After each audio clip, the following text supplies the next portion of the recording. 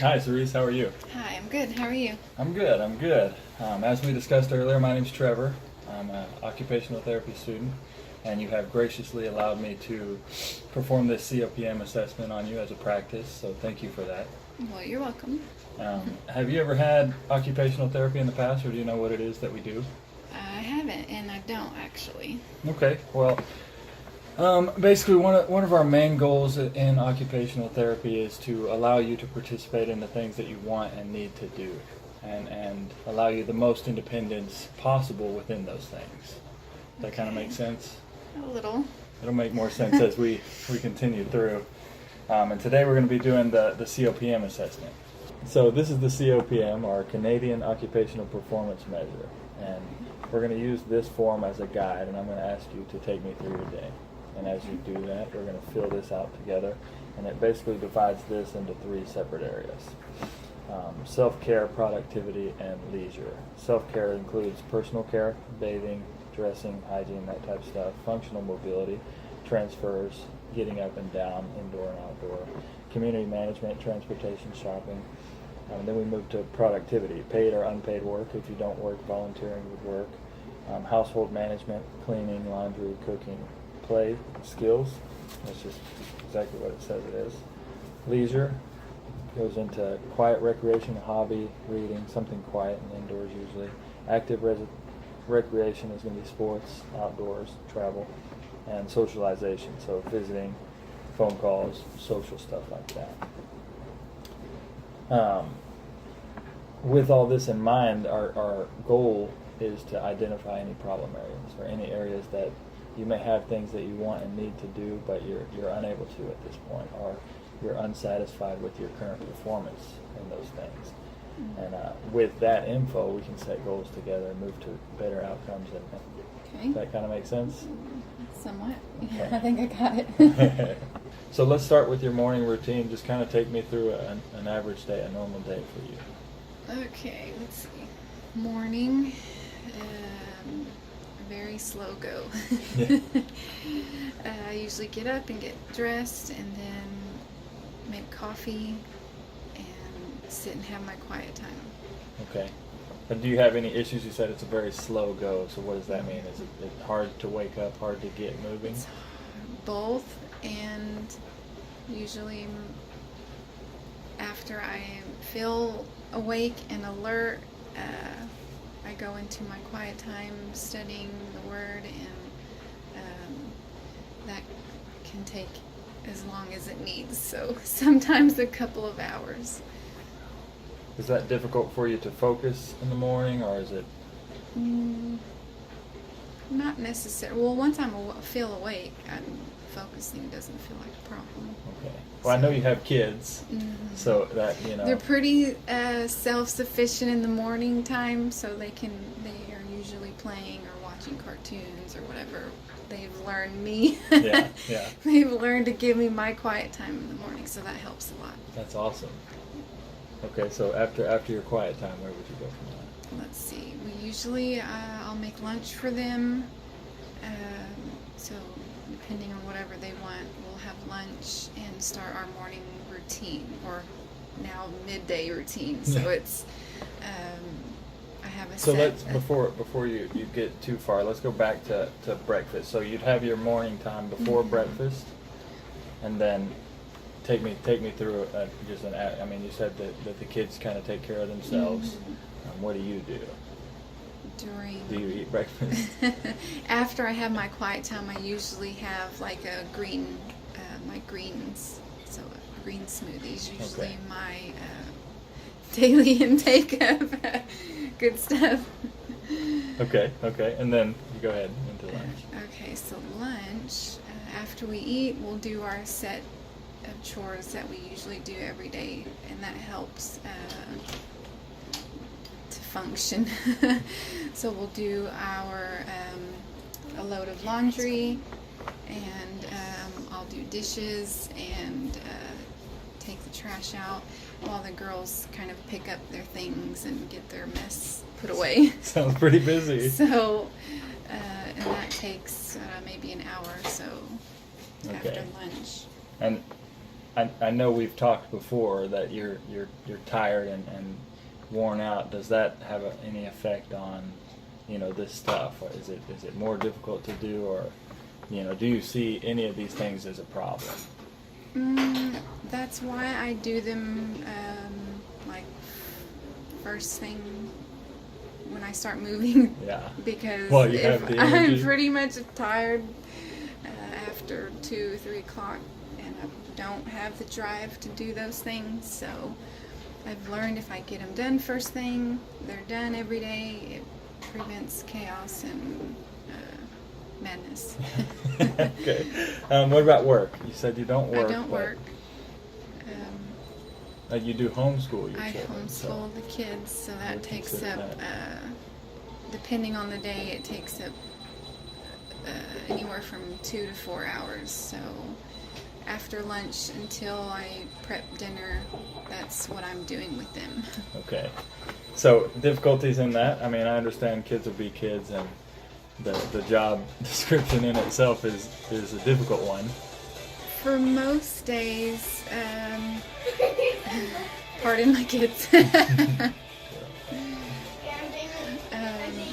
Most days are pretty good.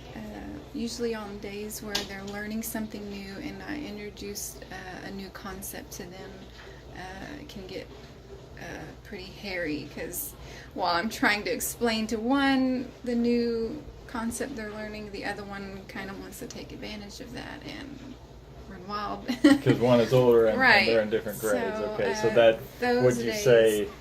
I know your lack of focus is an issue. Lack of drive and energy is an issue. Would that cause frustration or anything like that? Oh, very easily. Yeah, I've learned to do the same subjects at the same time so that I'm not bouncing back and forth between different things. So that helps. So scheduling it, making sure it's very Thankfully, structured. I have a curriculum that's structured and in order, and so I have a plan set out before I even start. So I know what we'll be doing, and I tell them this is what we're going to be doing to kind of prepare them as well. But on those days when we have new things, it can get sweaty. Yeah, understandable. I have kids as well, so I get that. What about like the cooking, cleaning, laundry, that type of stuff? I would assume would be after, this point in time. So maybe before dinner. What's that in between time like? The cooking. So after we're finished with school, then they go and play while I prep for dinner. So I plan my weekly meals so that I'm not having to spend a lot of time standing there cooking. Okay. So if I can cook it at the stove in under 15 minutes, that's ideal. If it's anything else, if it's got to be longer than that, then I prefer to throw it in the oven and I can get extra things done that I didn't get done. Okay, in so the standing day. for an extended period of time is not great for you. That's No. what I'm getting. No, Okay. because of my back. Okay. So, and then on to leisure, what do you do kind of for yourself? Starting with quiet, I see you have the easel over there, so painting might be one. I like to paint. You have a lot of books. I like to paint and I like to read. Reading every day. Painting comes and goes. Yeah. Why is that? I'll just get in these little urges to just paint and paint and paint. Sometimes it'll last a couple of days, and sometimes it'll last a couple of weeks, and then it goes away. So I'm assuming your mood probably affects that and how the day went, or maybe, I don't know. If I have time or just if you have time, yeah. and I don't have anything else to do, and I'm in the mood to paint, then I'll sit there and paint. And usually the girls take advantage of that too, and they'll want to paint with me, so they can sit and paint, and that helps too, to be able to have more time to paint. So what about, I know you dig into the word, you meant the Bible when you said that, and that's obviously a major part of your life. Does painting kind of enter into that spiritual realm, or is it more just a mental break, or? Both. Like, I like to read, and I like to write out what I'm learning, and usually I'll get some kind of inspiration from the Word, and then the ideas just start coming, and I like to put it on paper one way or another, Yeah. whether that be writing or drawing or painting, so it just depends. And do you see that as sort of maybe a coping mechanism, maybe a way to deal with, the issues that you have? Probably. I never thought of it like that, but maybe. Makes sense. What about outdoors? I know we're just kind of getting through the winter months, and there hasn't been a lot of time to be outdoors. But now that we're getting to that point where you're able to, do you have anything you enjoy? I like to walk when it's nice. I wish I had more space to walk here. There's a lot of concrete though. Yeah. We like to play out with the kids, so whatever they like to do, whether it be skating or riding bikes, or I like to watch them do those things and join in more in the things that I can do still. Okay. So let's use skating. I saw the skates over there. How easy or difficult is that for you?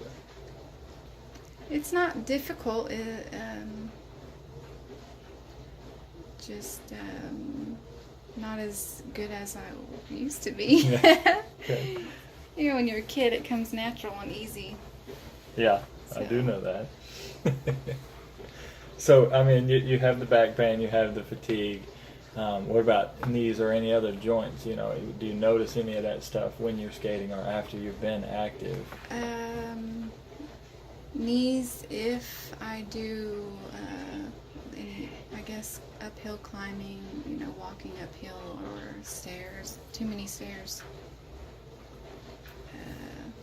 things like that. That's good. Okay, socialization, phone calls, any time with your friends, what's yours? Let's see. Well, we have Bible study on Wednesday nights, so we get a lot of time, several hours with several good friends. So that's Awesome. we get a lot of talking in and sharing in, and the next days are usually pretty exhausting. Yeah, because you put so much energy Yep. into that. Okay. Sundays are that way too, because we go to church and we visit all of our family and friends, and so again, the following days are exhausting. Can be rough. Okay, well, I think we have enough to go off of here. So the next thing we're going to do is rank these in terms of importance.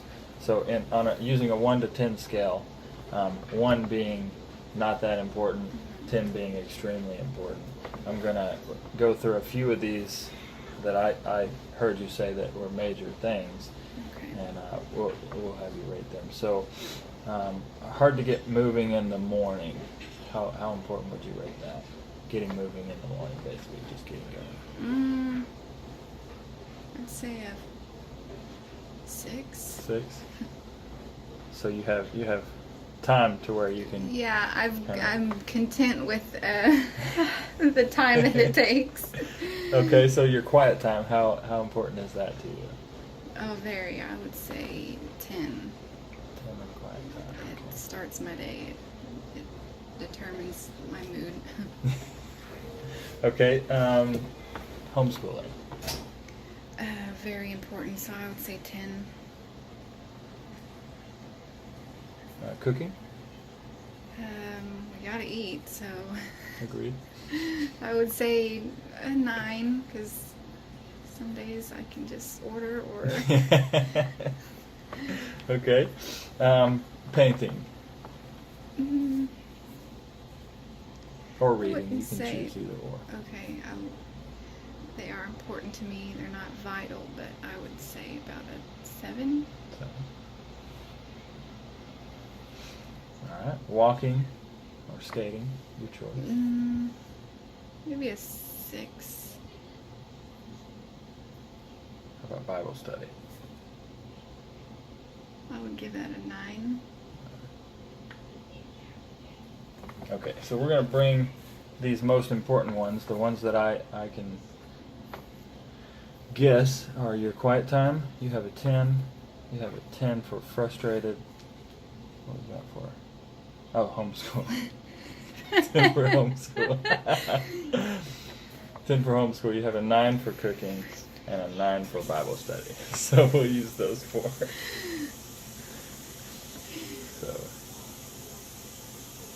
quiet time.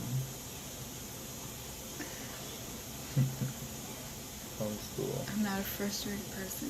No, you don't seem to be. You seem to be quite positive, which I find refreshing. Homeschool and then cooking. Okay, so now we're going to rate these 4 things as your most important. First we're going to do performance, overall performance. How well do you feel you perform in your quiet time between a 1 to 10? Like physically or mentally? Just, is it easy for you, or is it kind of difficult to get yourself up and into that, both physically and mentally, to answer your question?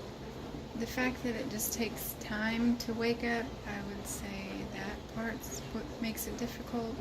But so that kind of determines how hard it is mentally. So I would say about a 7. 7. So you feel you do it well. Satisfied. How satisfied are you with that? Do you feel like you could do it? You want to do it a lot better, or on a 1 to 10 scale? I would like to be able to do it quicker, maybe. Okay. So you're pretty satisfied. Pretty satisfied with it. So what would you say? Maybe an 8. Okay. All right. How about the performance with the homeschool? Oh, that varies. Some days it's like, wow, that was fast and easy, and some days it's like pulling teeth. So Let's take the average. average, I'd say about an 8, I guess. So you feel you do it well. It goes well. For the most part, yeah. Okay. It's just on those given days. And how satisfied are you with that? I know it can be better, so probably an 8. Okay. Scroll down twice. Cooking. Your overall performance. How do you feel about your performance? I think I got that one down. Certain. So I'm pretty satisfied with that one. Maybe a 9? I would give it a 9. The kids might 9 with differ, your but- satisfaction. Okay. Room for improvement. But All no, no. right. How about Bible study? How well do you feel you perform that? Probably like a 6. How satisfied are you with It's not very satisfied. I'd say like a 5. that? Well, we got some good info to go off of. It was great talking to you. Thank you for Well, your thanks. time. Thank you.